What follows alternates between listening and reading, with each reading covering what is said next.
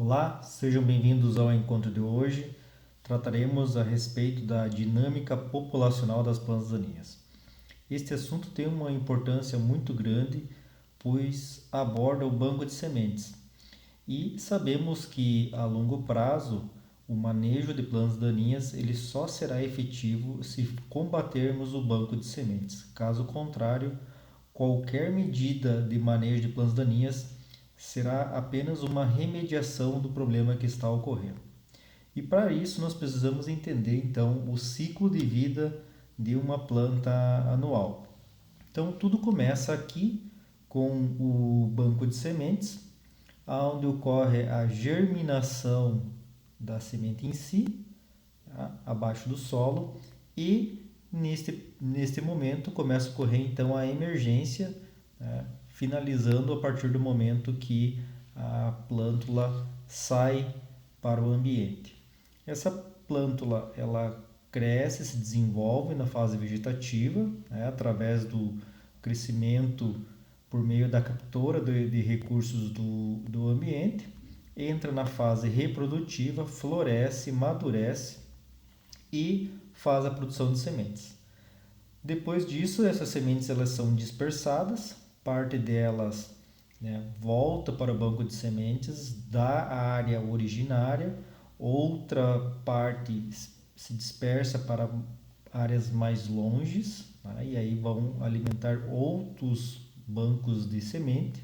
E nesse momento também, né, de dispersão, tanto nesse momento quanto no banco de sementes, pode ocorrer mortalidade de sementes por uma série de fatores, né? Insetos, como nós vamos ver um pouco mais para frente, por ataque de micro-organismos, por exemplo. Tá?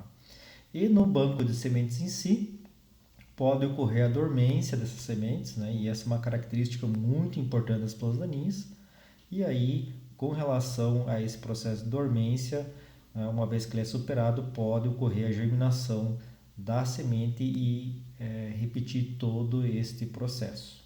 Então, o entendimento do ciclo de vida de uma planta anual, de uma área agrícola, ela é muito importante e a base de tudo isso aqui está no banco de sementes.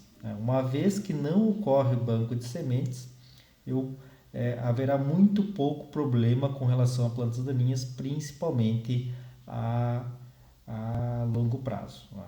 E para trazermos uma realidade hoje a respeito da importância de redução do banco de sementes, vamos trazer o caso aqui, né, do problema do azevém na Austrália. Então, como é que nós, né, vamos fazer um paralelo inicialmente aqui, né, como é que nós controlamos o azevém no trigo? Então, o trigo ele está ganhando uma expressão cada vez maior no Rio Grande do Sul, né, principalmente para que o produtor ele tenha uma fonte de capitalização de renda durante o inverno. E a principal planta daninha na cultura do trigo é o Lóleo multifloro, o azevém. Então, como é que normalmente nós fazemos? Então, realiza-se uma boa dessecação para fazer a semeadura da cultura do trigo, né, com herbicidas graminicidas, né, inibidores de SCAs, e juntamente aí, normalmente com glifosato, e quando necessário faz aí uma aplicação sequencial de glufosinato e se semeia no limpo. Né?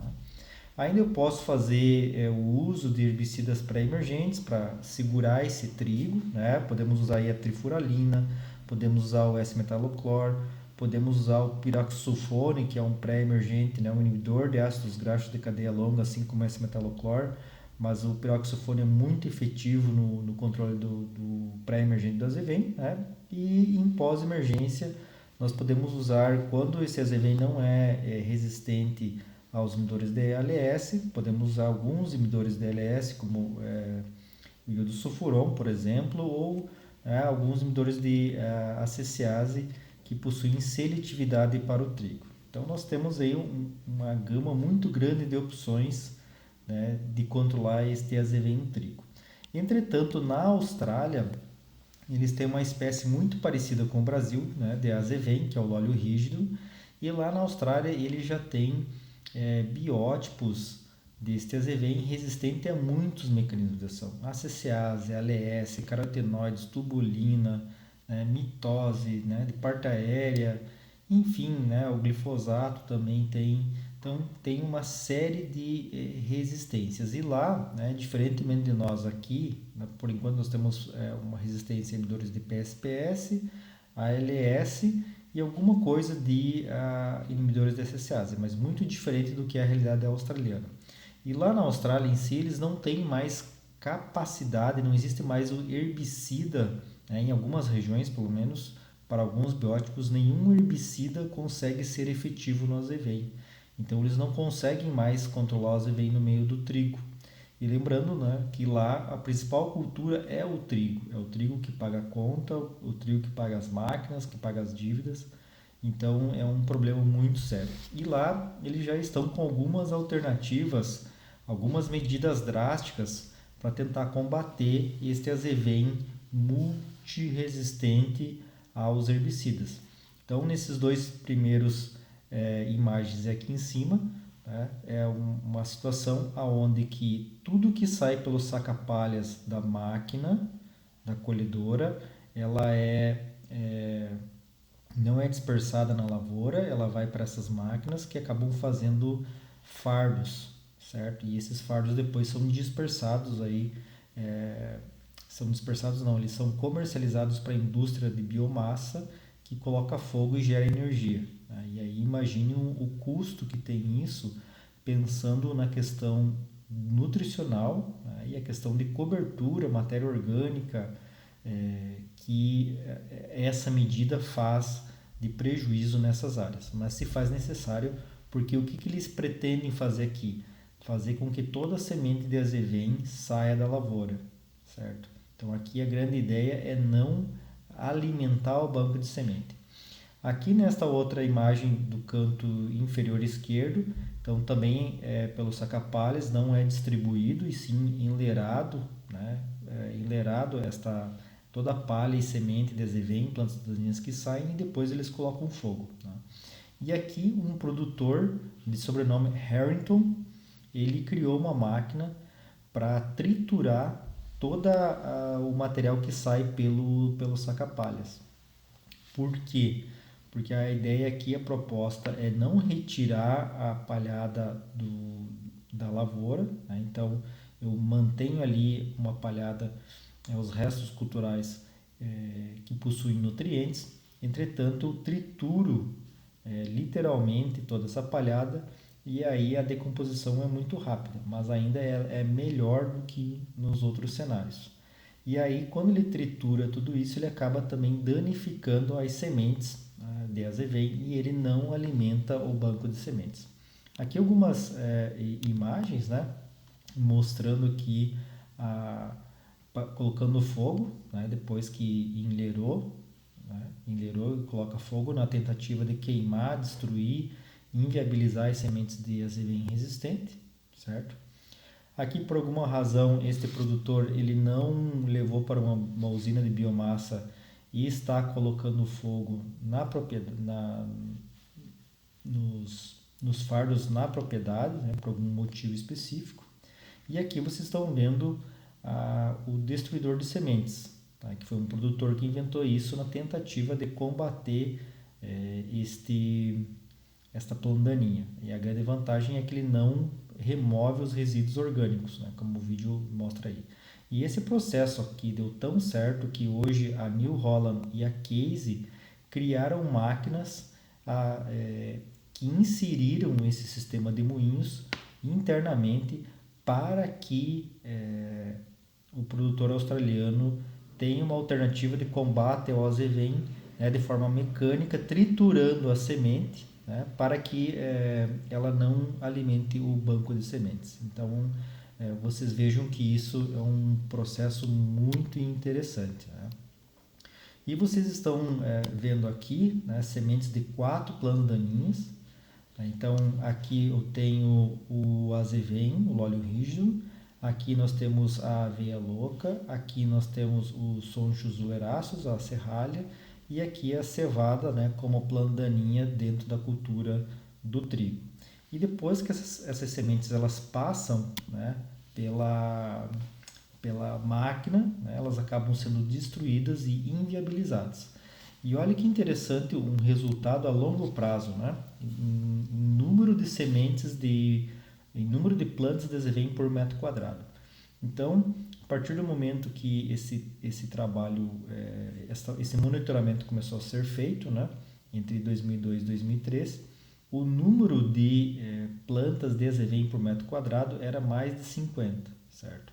E aí nós temos duas estratégias, uma somente com herbicidas e a outra com herbicidas mais a máquina, né, que controla as sementes, a destruidora de sementes. E vocês vejam que por mais que os herbicidas nesse caso aqui nesse trabalho ainda sejam efetivos, né, reduzindo aí de 50 para 20, claro que existe uma flutuação dependendo do ambiente, do cenário que se encontrava aquela safra agrícola, né, talvez facilitando, dificultando a eficiência dos herbicidas, então existem essas variações, né, mas você vê que eu consigo fazer uma boa redução, entretanto, quando eu associo este método mecânico, eu basicamente reduzo zero o número de plantas de azevém por metro quadrado. Então, isto aqui só é efetivo basicamente porque eu não retroalimento o banco de sementes. Então, esse é um ponto importante na questão aí do controle de plantas daninhas a longo prazo, né? Então, uma vez que aqui dentro o número de plantas, o número de sementes é muito pequeno, consequentemente o número de plantas emergidas, né, que os herbicidas vão ter que controlar na pós-emergência, também vai ser reduzido. Então essa que é a grande jogada, sempre ter o banco de sementes reduzido.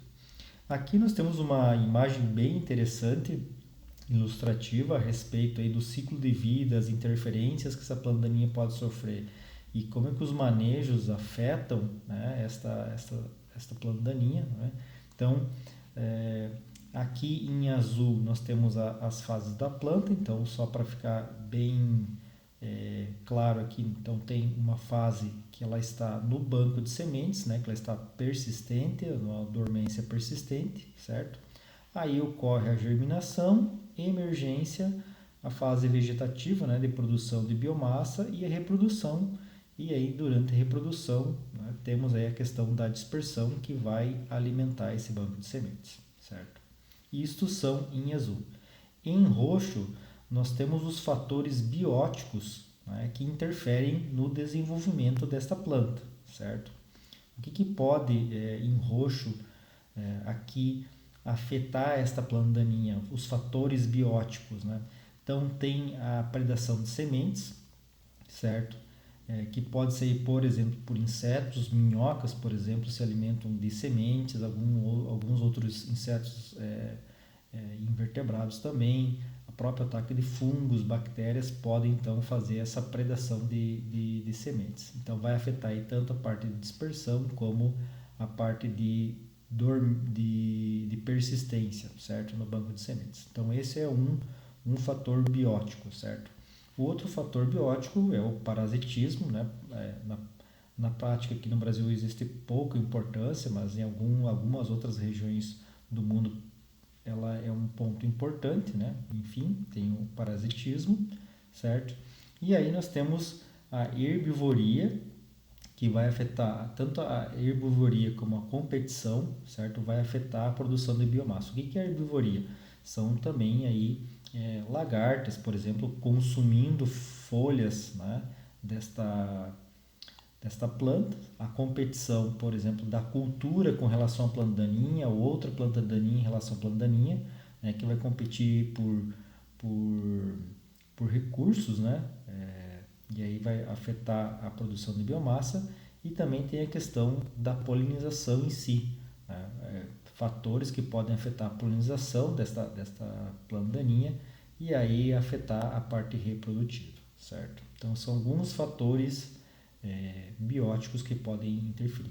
E em vermelho nós temos as duas principais práticas de manejo, né? Nesse caso aqui, conforme esse trabalho, que uma delas era o preparo de solo. Então, o preparo do solo em si vai afetar a persistência da dormência, vai afetar o banco de sementes, né? E vai afetar, muitas vezes, estimular, inclusive, a germinação, certo? E aí, né, a outra questão é o herbicida, que o herbicida principalmente vai afetar a questão da produção de biomassa, né, quando for um herbicida pós-emergente. E na nossa realidade aqui nós também poderíamos adicionar aqui um herbicida pré-emergente que vai afetar a emergência em si. Então, mas isso aqui para ter uma visão mais dinâmica, né, do ciclo de vida da planta, de uma planta daninha, tá? E entender como é que essa planta daninha pode sofrer interferências bióticas, certo? E como que os manejos, né, podem também afetar o seu desenvolvimento, certo?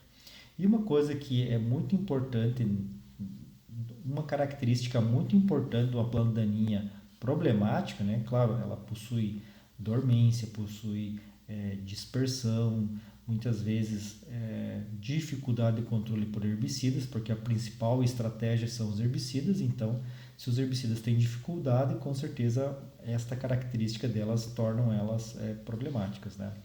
Mas um ponto muito importante aqui é com relação à fase reprodutiva, a elevada produção de sementes com diferentes estratégias, com diferentes situações, né, florescendo em momentos diferentes, frutificando em momentos diferentes, né, pontos que foram levantados aí no encontro anterior, certo?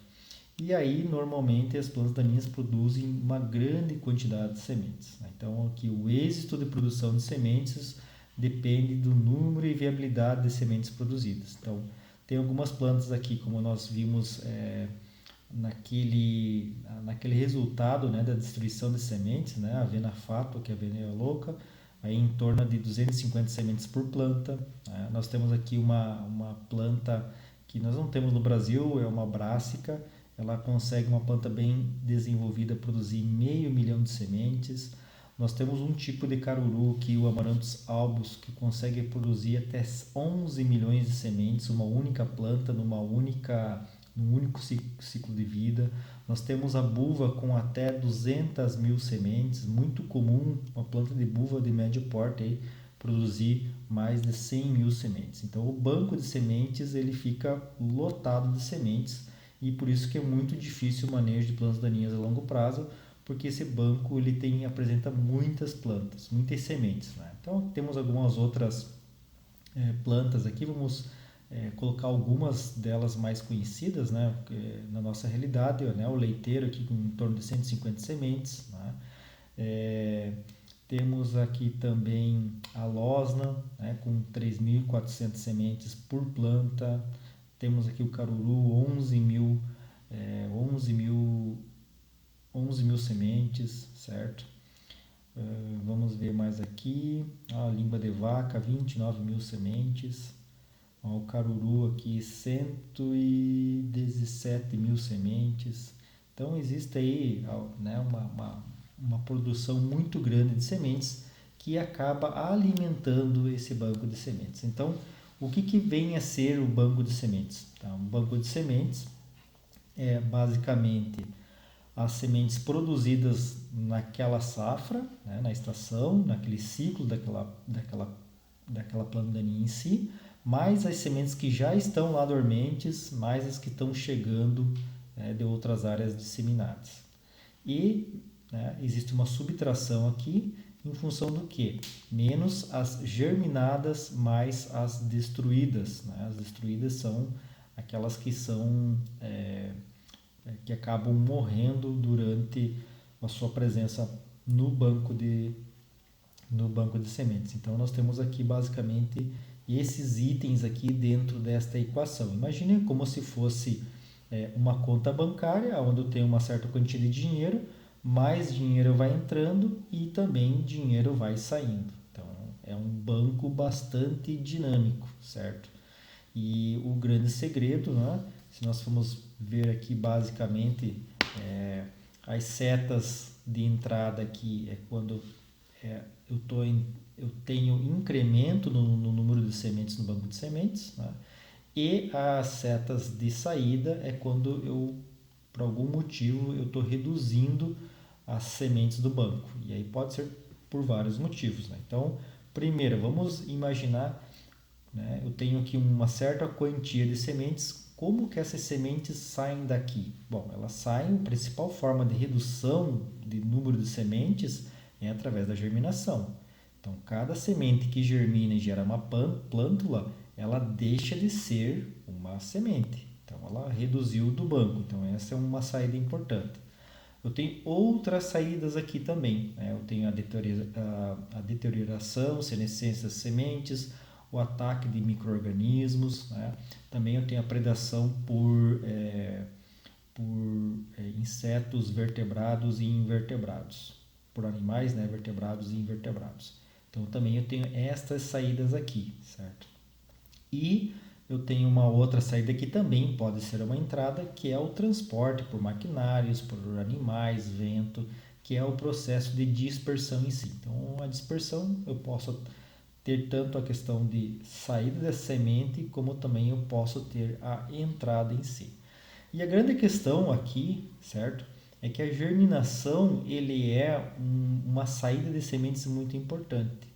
Entretanto, se esta semente que germinou virou uma planta adulta e fez uma reprodução, eu vou ter o que aqui? Aquilo que a gente chama de chuva de sementes, que é a retroalimentação do banco. Então, basicamente, eu tenho uma semente aqui que reduziu desse banco, correto? E depois vai me render aqui 100 mil, 50 mil, né? Mas que seja 100, que seja 200, que seja 300. Então, a grande questão, né, é não deixar alimentar o banco de sementes. Então, como é que se faz para isso ser muito efetivo? Depois de que ocorre essa germinação, evitar que esta planta adulta chegue na fase reprodutiva, né? Ou melhor ainda, controlar essa planta na fase inicial de desenvolvimento, que é muito mais fácil este controle. Por que o banco de sementes, combater o banco de sementes, além de ser mais fácil o manejo das plantas daninhas, de certa forma, é muito importante para a questão da resistência, principalmente dos novos casos de resistência, certo? Então, imagine que num primeiro momento, né, nós havíamos a buva a buva suscetível ao glifosato e em um determinado momento ela ficou resistente, certo? Ou ainda vamos pensar, né, que um novo caso de resistência que no Rio Grande do Sul possa surgir, como por exemplo a buva resistente 2,4-D. Nós não temos aqui ainda, mas pode surgir. E como é que ela pode surgir? Em função de plantas, né, que têm uma variabilidade genética, que já discutimos no encontro anterior, e aí elas vão ser selecionadas, né, em função da aplicação constante e frequente do 2,4-D. Então, aqui nós vamos fazer uma analogia da Mega Sena com relação à resistência. Imagine então um produtor, este produtor ele tem apenas 1 hectare, certo? Uma área de 100 por 100, 1 hectare, e lá nesse hectare ele tem apenas uma planta de buva, então é uma planta de buva por hectare. E esse mesmo produtor ele chega nessa área com um cartão da Mega Sena no bolso. O que é mais fácil? Esta buva se tornar resistente a um novo mecanismo de ação, ou seja, ter um novo mecanismo de resistência, certo? Por exemplo, se tornar resistente ao 2,4-D, ou esse produtor ele ganhar na Mega Sena com aquele cartão com apenas 6 números marcados.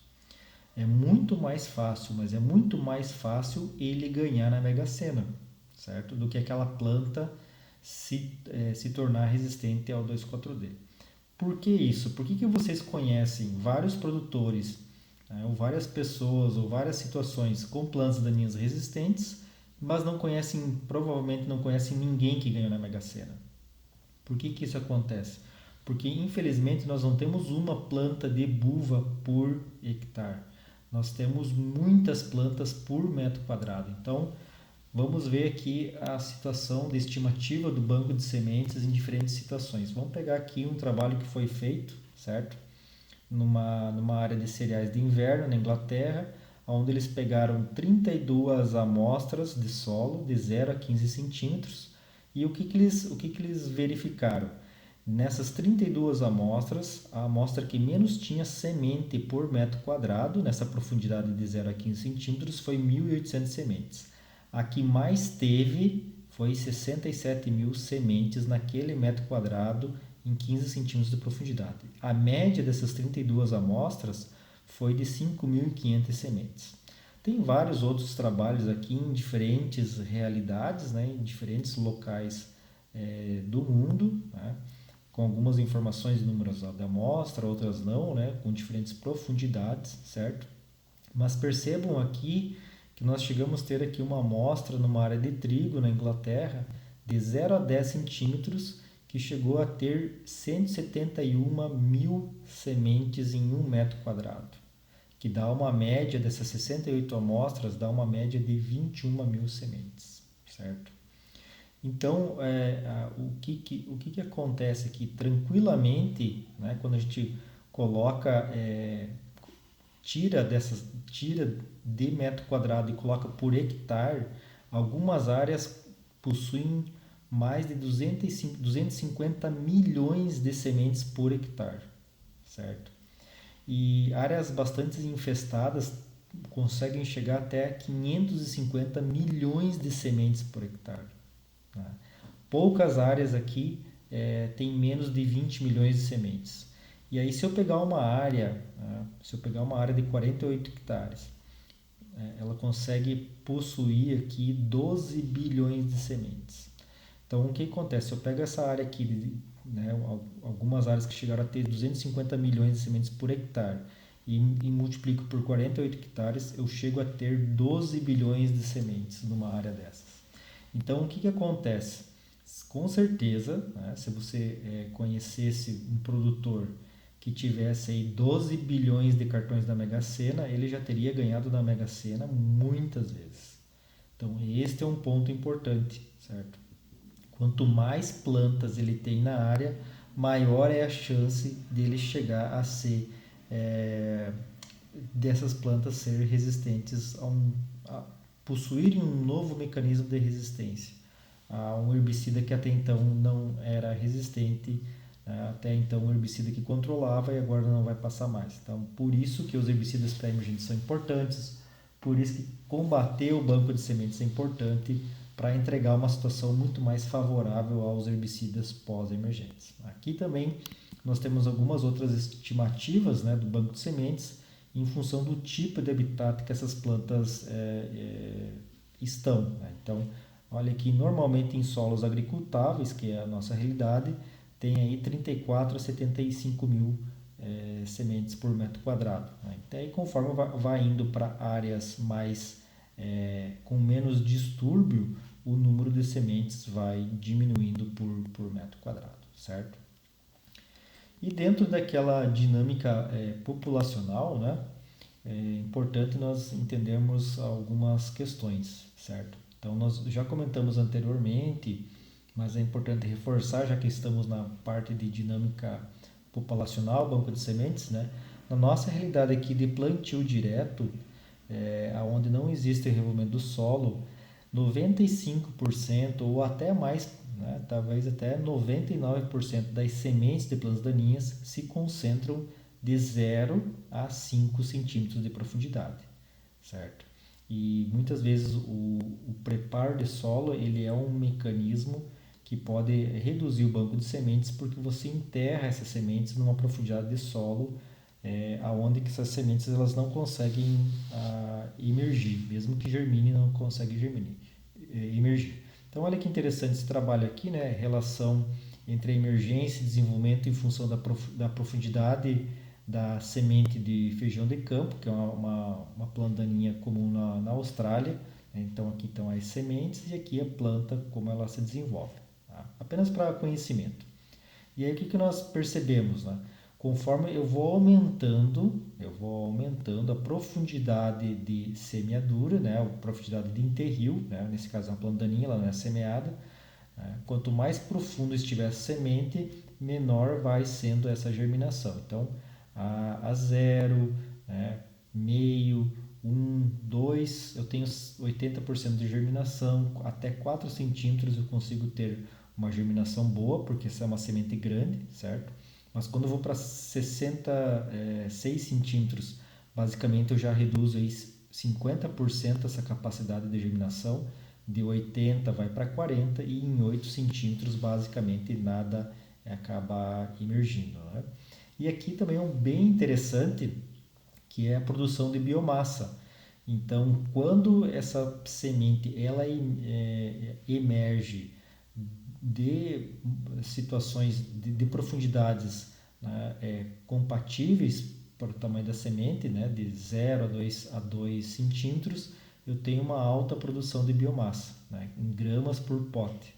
Conforme eu vou aumentando a profundidade da semente, mesmo que ela acaba emergindo, a produção de biomassa fica muito baixa, porque essa semente, né, a plântula gastou muita energia para conseguir vencer esta camada de solo e depois ela acaba tendo bastante dificuldade para se estabelecer. Tá? Então, este é um ponto importante. Nós também temos a questão, né, que comentamos em relação à questão da predação, né? Aqui nós não vamos entrar no detalhe, né, da espécie em si, que é o inseto, né? Este coleóptero preferia, não vamos entrar na questão da espécie que ele preferia, né? Ou a questão se ele preferia sementes frescas ou sementes velhas, né? Desta planta daninha aqui, que é uma cetárea, uma planta daninha problemática na Europa, mas nós percebemos aqui que dependendo da espécie, um único inseto, num período de 5 dias, pode consumir seis sementes, né, de diferentes espécies, ou ainda a questão aí, se é uma semente fresca, pode comer num período de 5 dias até quase 7 sementes, se ele for sementes velhas, quase que duas sementes. Então, só para mostrar, né, que o quanto o plantio direto ele pode ser interessante nesse processo, porque a questão do plantio direto, manutenção da palhada, manutenção da umidade do solo, né, o elevado teor de matéria orgânica pode aumentar a flora, né, pode aumentar a fauna microbiana, aumentar também a questão da presença de insetos e isso fazer com que ocorra um controle dessas sementes por agentes bióticos e isso ajuda bastante a questão do manejo de plantas daninhas com certeza. Né? Nós temos também com relação ao momento de emergência e a questão de produção de sementes. Então aqui tem uma planta solanácea que ela se estabelece em diferentes períodos do ano, né?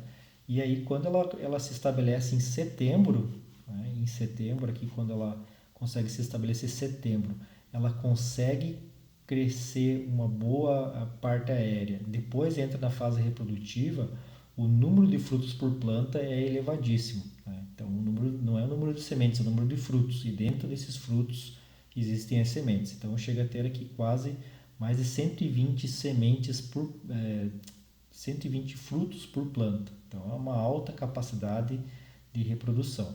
Já, né, um mês depois, o que acontece? Né? Essa planta ela teve um menor tempo para crescer a parte aérea, então ela acaba produzindo menos frutos. E aí, quando ela se estabelece em janeiro, basicamente a produção de frutos é muito baixa, porque a parte aérea se desenvolve muito pouco e provavelmente em função de fotoperíodo já estimula a produção de flores e frutos. E aí, como ela não tem parte aérea para fazer um aporte de fotoassimilados para essa planta, para esses frutos, ele acaba não desenvolvendo. Então, isso são pontos importantes. Por quê? Porque nós sabemos, no caso aqui, para a nossa principal planta daninha é a buva. E a buva, a buva mais problemática é aquela que nós temos que controlar lá em outubro, novembro, no momento da instalação da cultura da soja, da cultura de verão. Entretanto, esta buva ela é problemática porque ela é grande e ela é problemática porque ela se estabeleceu durante o inverno. Então, um momento correto, né, de combater a buva é aquele fluxo, principalmente que ocorre no inverno, né, para evitar que essa planta chegue muito grande lá no momento da dessecação para a cultura de verão. Existe um outro fluxo também mais adiante, né, entre setembro e outubro. Entretanto, no momento da secação, essas plantas geralmente estão pequenas, apresentando um controle mais satisfatório pelos herbicidas. Então, o momento de emergência ele é um ponto importante. E aí, né, nesse caso, esses frutos, essas sementes, elas acabam se dispersando. Elas podem se dispersar por diferentes métodos. Um ponto são pelos métodos por formas naturais, e aí nós temos a pneumocoria, que é a dispersão pelo vento, e é muito comum e muito eficiente. Então, aqui no caso da buva em si, a buva ou outras asteráceas a semente possui uma estrutura que se chama papos. Essa estrutura dá resistência ao vento e acaba levando a semente para regiões muito distantes. Temos também a questão da água, hidrocoria, principalmente dispersão de sementes flutuantes, como a da língua de vaca, certo? Normalmente são sementes que apresentam características, materiais leves que conseguem boiar, ficar sobre a superfície da água. Nós também temos a disseminação por animais ou coria, e aí também eu posso ter de duas formas, uma forma endozoica, que a semente está dentro do trato digestório do animal, e também temos a epizoica, que a semente está na epiderme do animal, nos pelos, por exemplo, como podemos colocar aqui o exemplo do picão preto. Tá? Aí nós também temos o método de explosão, que é a bolocoria, e aí plantas de mamona podem dispersar até 10 metros, dependendo da altura desta inflorescência. E o leiteiro, que é uma planta de porte menor, isso pode ocorrer até um metro de distância, certo? E aí tem algumas outras plantas que têm bastante dificuldade, que são plantas sementes que não possuem nenhuma estrutura para dispersão pelo vento, enfim, e são sementes pequenas e lisas, como é o caso do caruru, que simplesmente conta com a gravidade. Tá? E aí eu saio dos métodos naturais e vou para os métodos artificiais. E aí nós temos o principal e mais efetivo método de dispersão de plantas daninhas do mundo, que é o homem, que aí se chama antropocoria.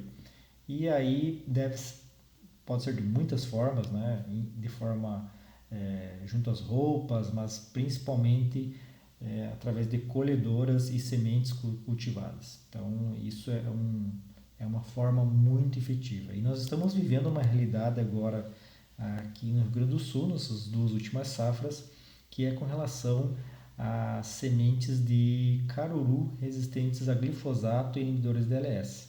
Então, uma delas é a dispersão de caruru pela cama aviária, ou seja, aqui na região tem muitos produtores de frango.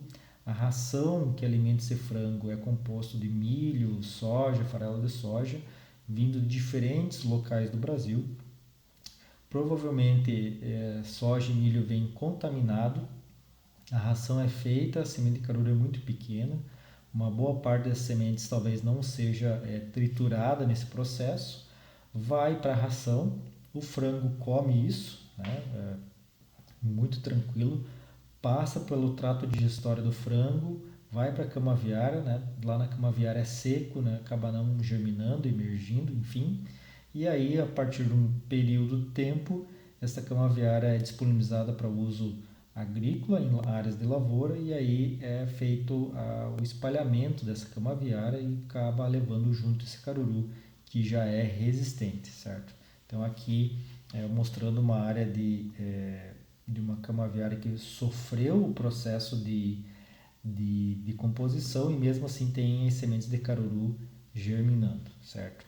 E aqui um vídeo que nós fizemos com relação à dispersão de sementes de caruru por pássaros. Então nós vamos chegando próximo aqui dessas plantas de caruru, e aí tem uma revoada de pássaros que acabam dispersando essas sementes de caruru para diferentes locais, certo? E um outro ponto importante da ocorrência das plantas daninhas é em função do ambiente. Então, vocês já devem ter notado, né, e o comércio observar que em diferentes ambientes, né, durante um processo de viagem, durante uma viagem, né, ou em função de diferentes manejos, eu tenho ocorrência de plantas diferentes. Né? Então, aqui, a ocorrência, a abundância, a variação e distribuição das plantas daninhas são determinadas por fatores climáticos, edáficos e bióticos que caracterizam o ambiente. Então, o que seriam os fatores climáticos? Luz, temperatura, água, vento. O que seriam os edáficos? A questão de se tem água no solo, a aeração, a temperatura, o pH, a fertilidade, efeito do sistema de cultivo sobre o solo e a sua estrutura. E a questão dos bióticos são as plantas e animais. Então vamos pegar aqui um exemplo bem simples, né, com relação ao pH do solo. Então, para quem conhece algumas regiões do Rio Grande do Sul, como região de Soledade, por exemplo, onde que as áreas possuem possuem um pH menor de solo, né, são áreas com presença de alumínio, enfim, que não sofrem como seria necessário a questão de correção desse pH com calcário, a ocorrência de algumas plantas daninhas se faz comum nessa região, que são plantas, por exemplo, como o rabo de burro, que é uma planta que se adapta muito bem a solos com pH baixo, solos ácidos e também com a presença de alumínio, certo? Então, já áreas com pH alto, áreas com bom teor de matéria orgânica normalmente não possuem a presença dessa planta daninha. Então, a questão da ocorrência do rabo de burro, ela é em função à questão do pH. Né? Com relação à água do solo, por exemplo, então, áreas mal drenadas, a tendência é ter a presença de língua de vaca, que é uma planta adaptada à baixa condição de oxigênio do solo, por exemplo. Né? Então, tem vários fatores aí que podem ser utilizados. Né? Com relação à fertilidade, por exemplo.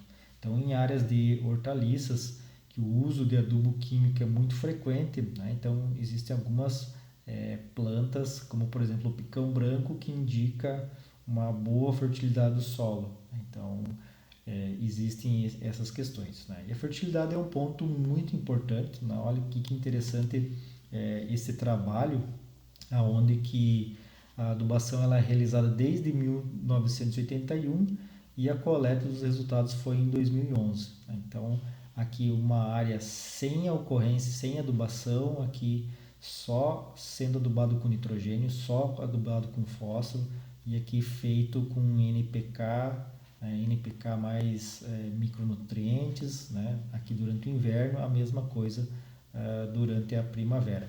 E olha que interessante, né? Quando a área é adubada com fósforo, certo? Ela permite uma maior diversidade de plantas daninhas em relação quando essa área é adubada somente com nitrogênio desde 1981. Então ficou aí 81, 91, 2001, ficou 40 anos, né? 40 anos só recebendo adubação de nitrogênio, 40 anos só no inverno, né? Só de fósforo, e aqui se percebe que a diversidade de plantas daninhas é muito maior do que aqui. Então são pontos importantes, certo? Então é o efeito da fertilidade do solo na ocorrência de plantas daninhas. Então muitas vezes a gente começa a dizer que tal planta indica tal situação, né? Tal planta indica outra situação. Então muito daquela situação, na verdade, é que aquela planta ela consegue se adaptar naquele ambiente, né? Como por exemplo a guanchuma em solos compactados. Então na verdade o que acontece? Num solo compactado a maioria das plantas tem dificuldade e o que acaba se estabelecendo ali é a sida, né? Sida plantas do gênero sida, que é a guanchuma, certo?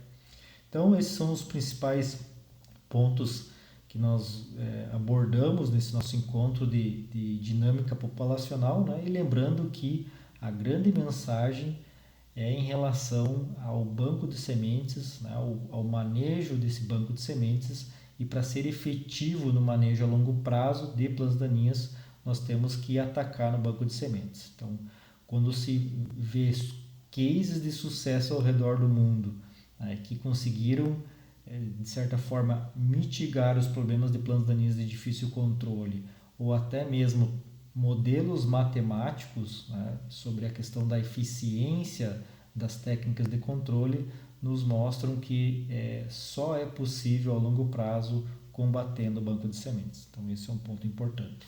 Gostaria de agradecer a atenção de vocês. Até o próximo encontro.